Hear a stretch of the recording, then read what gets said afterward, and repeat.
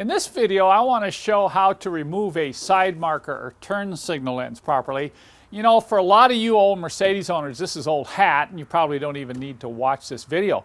But from the number of side marker lenses I see broken, I'm sure there's a lot of people that don't know how to do this properly. It's quite simple. The procedure is the same on the 116, 107, 123, and 126 chassis that have this round plastic threaded knob on the inside. So follow along as we remove this. You're going to have to remove this lens if you want to change a turn signal bulb, or in this case, I want to replace this ugly plastic headlight door, and I'm going to have to remove the side marker lens first.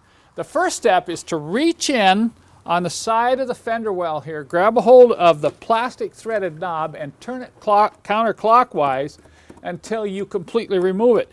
Some of these have an awful lot of threads, and you'll just keep turning and turning and turning, and sometimes they're tight, so that might be a little bit difficult to get in there.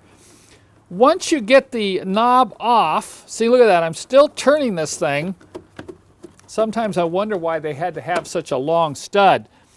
Now, with the washer, there's a lock washer and the plastic nut, I'm going to take and just lightly push forward on the marker lens. Don't pull out on it yet. You want to push it forward, and there's a couple of clips in the front. Once those clips come free of the side of the headlight housing, then you can take the marker completely out and unplug it here.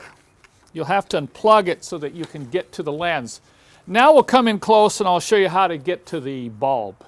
Note on the housing on this particular lens that these two tabs are intact.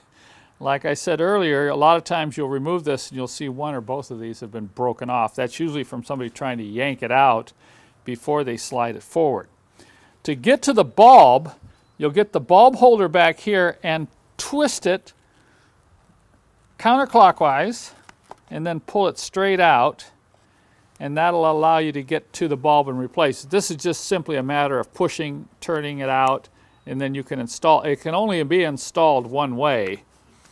And when you go to put back the housing, then you'll see there's a couple of tabs, and they're different size tabs. So once again, you really can't get this in wrong. If you try to put it in this way, it won't go in. So you turn it till those proper size tabs line up, and then you can push it in like that and then twist it clockwise to lock.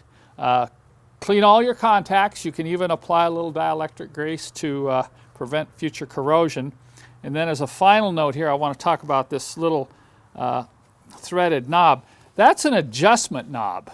If you turn that in, it will allow you to pull the side marker lens in tighter into the fender. So if it's not fitting flush with the fender out here, you can move this adjustment knob in and out to get the side marker lens to fit just perfectly into the front fender.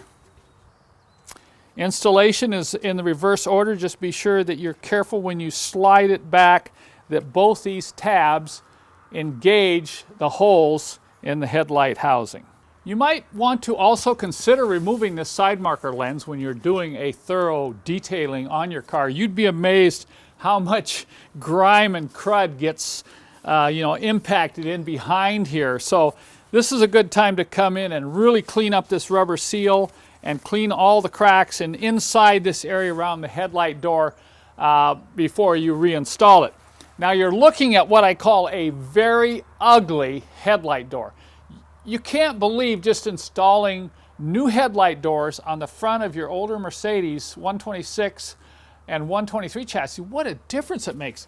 Take a look at the difference between this new headlight door and the old one. And you can imagine the difference that is going to make when I change it out. Now, if you're not familiar with the procedure on installing a new plastic headlight door on these 126 chassis, be sure and check out my video instruction on my website that'll show you the proper procedure for doing this.